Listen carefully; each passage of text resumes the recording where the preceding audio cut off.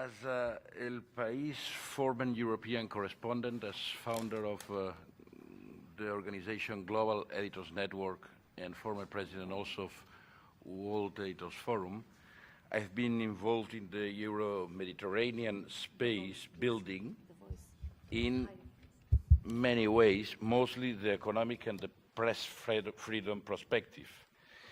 I'm proud to be here, and we'll summarize that in this panel. We will try to identify three questions. Where are we at the ground level, at the very practical level, in terms of both press freedom and cultural and other red lines? Two, where are we going if we as journalists don't act and react to overcome the obstacles we face at? And third, where should we go also in practical terms? We face right now a difficult triple T. Different trends, tensions, and transitions, both sides of the basin.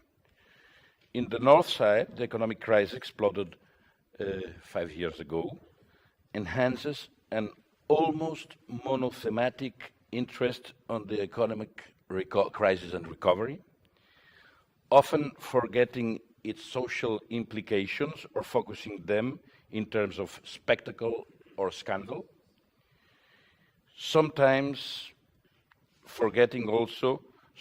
very often forgetting also the emerging realities of the neighborhood, unless the big events or the tragedies, as Andrea Zulay has said. And we journalists and reporting are frequently conditioned by the economic crisis of most of our media companies. In the south side, we have already heard some interesting approaches on that side. We live in a transition. Some years ago, I remember that was the kingdom of the censorship, the economic pressures, the governments acting against journalism, political control of licenses, multiple ways of impeding the free exercise of our job, including murdering. And also, at the same time, was a quick emergency of the new phenomena, as a 24 hours TV station, the explosion of the net and the social nets and blogging from inside the southern countries and the exile, which was at the very beginning, as our friend of Al-Haram has said, of the birth of the Arab Spring. But where are we right now?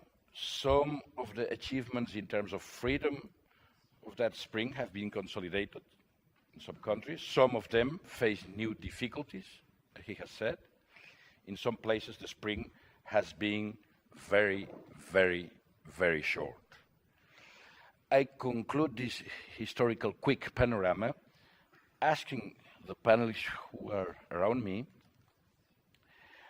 to focus not in history, but in present and future, in 3 or 4 questions. The title of this session is New Challenges for Media Freedom and Reporting Across Cultures. So I would like if they could provide us with first some insight about media practices today and what are the main obstacles, the main difficulties faced by this profession in light of the freedom limitations and intercultural red lines? Secondly, are they limits and red lines of media freedom when it comes to subjects and characters with cultural or religious signification? If yes, what are they?